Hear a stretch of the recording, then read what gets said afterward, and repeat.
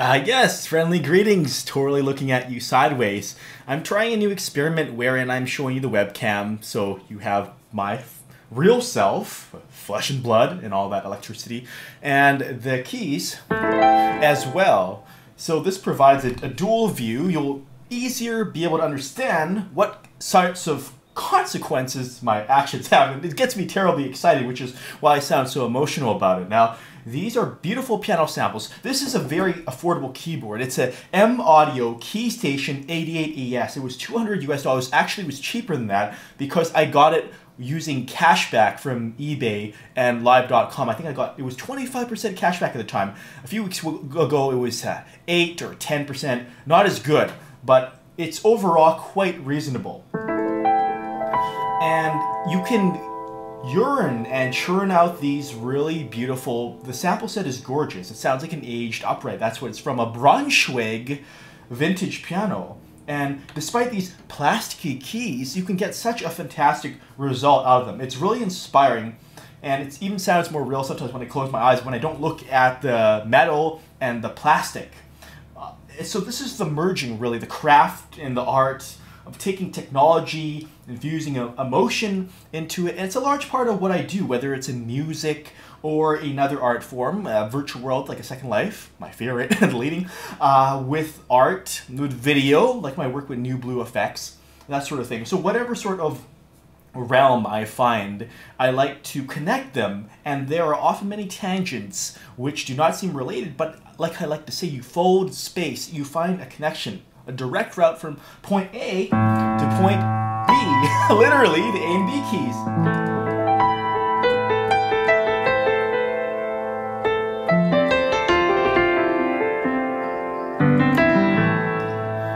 I love these sort of cinematic piano solos, sometimes used for film trailers, but you just hit the keys and let them ring like that. Sort of like it's a wintry feel, a cold fall. And you go from there.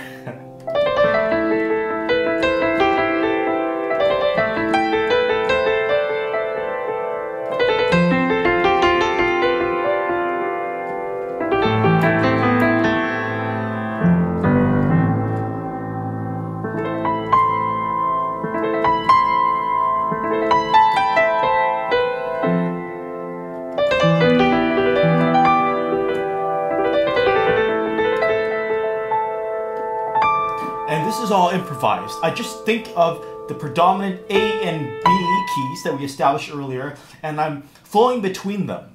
I love to have a certain amount of dissonance. Not a lot of, say, popular trance music or even rock music would have that sort of dissonance, but I like to take a really ugly chord like that, it could be ugly in some people's eyes, and find ways to resolve it creatively.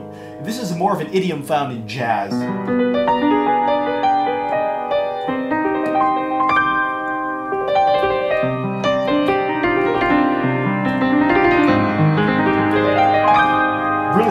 Technique. Oh, if you're wondering, my microphone is here, pardon the bump noise, but just keep it a little bit out of view. It's a good quality one. I'm speaking kind of away from the mic, not just to breathe in, but let's look at something sort of different, but sort of the same. Okay, so A's and the B's, we take the octaves like that. This is not a formal tutorial, this is an exploration in creativity. It's wherever we go and travel.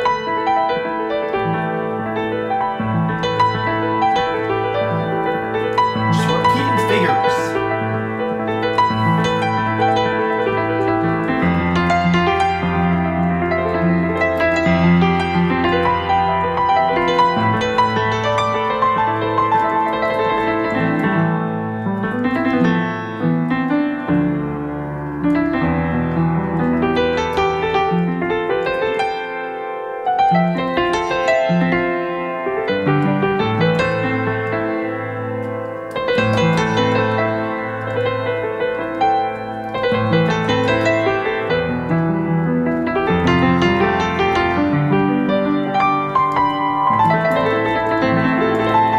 I love those, I call them swashbuckle swirls.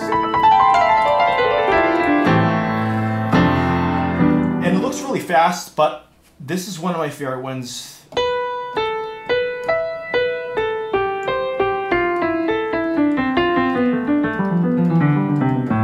all white notes like that. And you just practice that and accelerate. And the fingering is 2, 1, 2, 5, 2, 1, 2.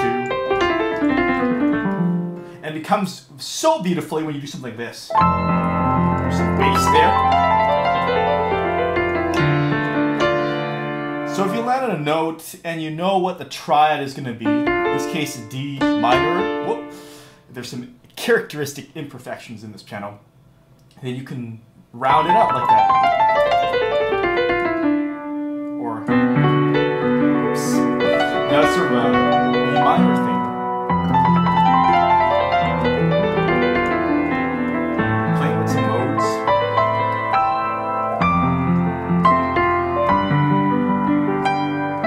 It's kind of like the Stargate Sam and Jack's theme. It's like da da da.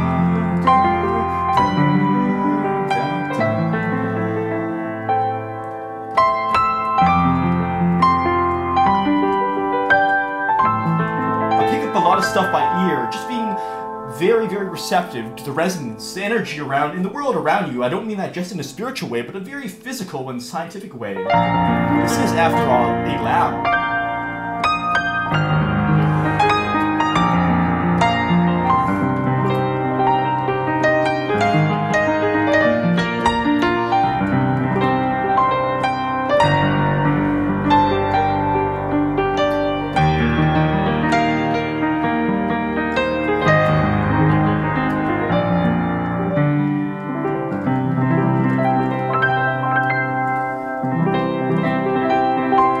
Another thing, floating broken chords. This is very basic. Oops.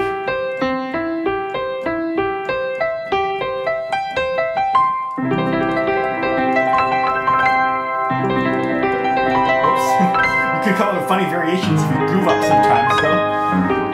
And sometimes I goof up just because my mind is just out there somewhere. I'm like, where did I go? It's a journey.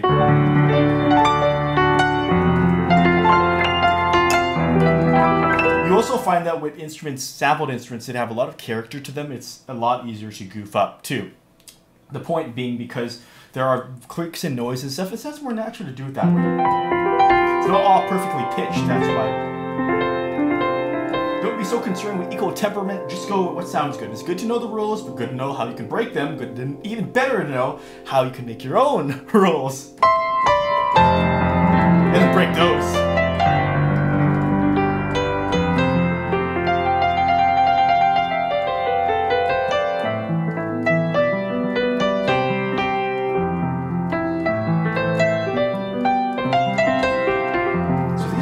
What I call vignette sketches. You can tie them together as one improvisation for concert or whatever. It's not meant to be some cohesive piece. It's wherever your mind grabs pockets out of these, you can use little bits and riffs and parts of melody to construct a fuller composition. That's orchestration that way.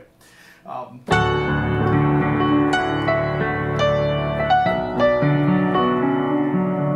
we do something a little slower here? Slower and romantic.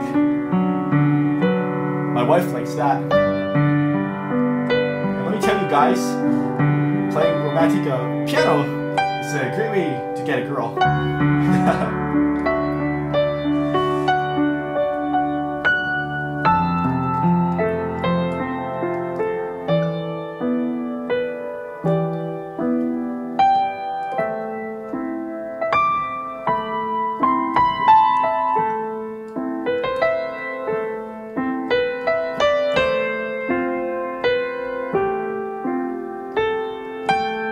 Let a movie unfold.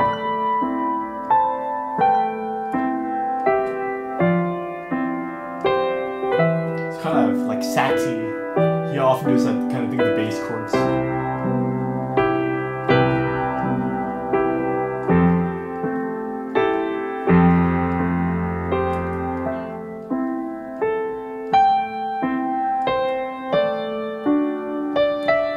It's kind of Secret of Mana.